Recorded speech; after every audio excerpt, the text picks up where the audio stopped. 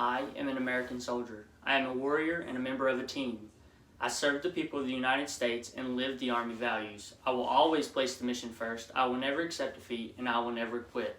These are a few words of the Army Creed. The last words end in, I am an American soldier. This creed has been spoken by thousands of soldiers since the beginning of the military in 1775. It is a tradition for soldiers to live by this creed into their last day on earth. My fascination with the courtesies and customs of the military started about 6 months before I enlisted. A lot of research and time have gone into finding and learning the customs. There are so many of the customs and courtesies that are pictured wrong on TV, and that is what makes it so hard to follow this topic. You read all about this certain custom and you know how to do it exactly right, and then you go watch a TV show and it's pictured completely a separate way. For example, a major misuse of a military custom that has been done repeatedly is military uniforms. Hollywood cannot seem to get military uniforms right, mostly because they are too cheap to hire a military advisor for their set, but it still does not excuse the misuse of a time-honored tradition of the United States military.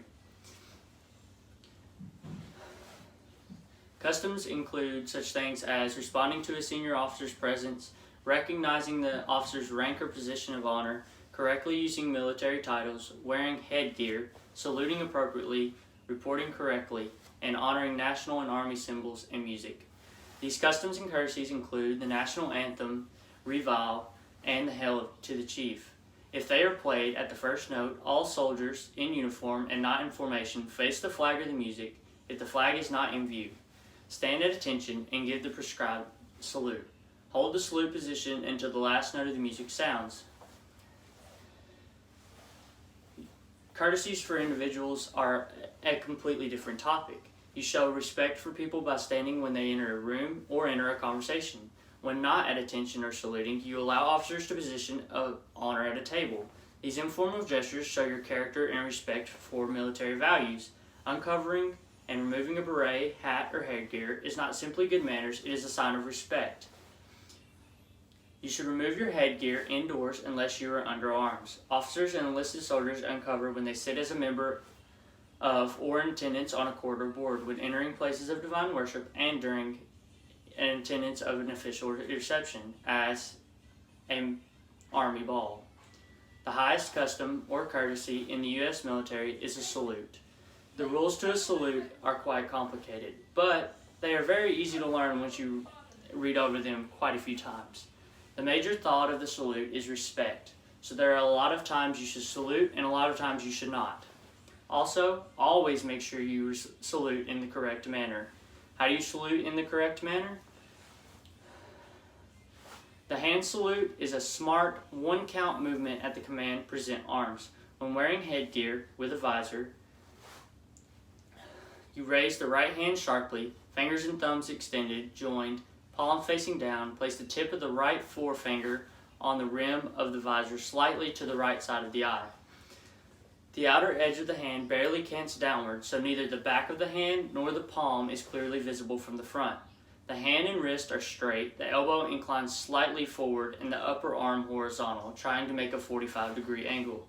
A well-executed salute is crisp, quick, and immediate, with both subordinate and senior officer making the movement in a professional gesture of respect and recognition of that respect. Saluting should become a reflex to you.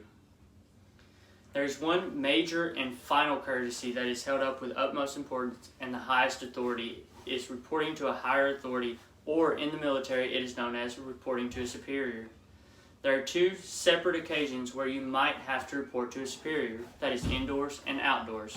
When reporting to a superior officer in his or her office, the cadet, officer, or soldier removes headgear, knocks, enters when told to do so, approaches within 2 steps of the officer's desk, halts, salutes, and reports.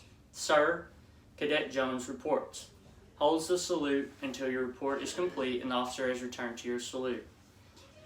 At the end of the report, you salute again, holding the salute until it is returned. Then, you smartly execute the appropriate facing movement and depart in about face.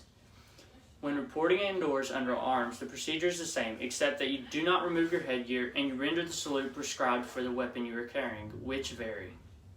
When reporting outdoors, You move rapidly towards the senior officer, halt approximately 3 steps from the officer, salute, and concisely make your report as you do indoors. When dismissed as the officer, you exchange. If under arms, you should carry your weapon in the manner prescribed for saluting with the weapon.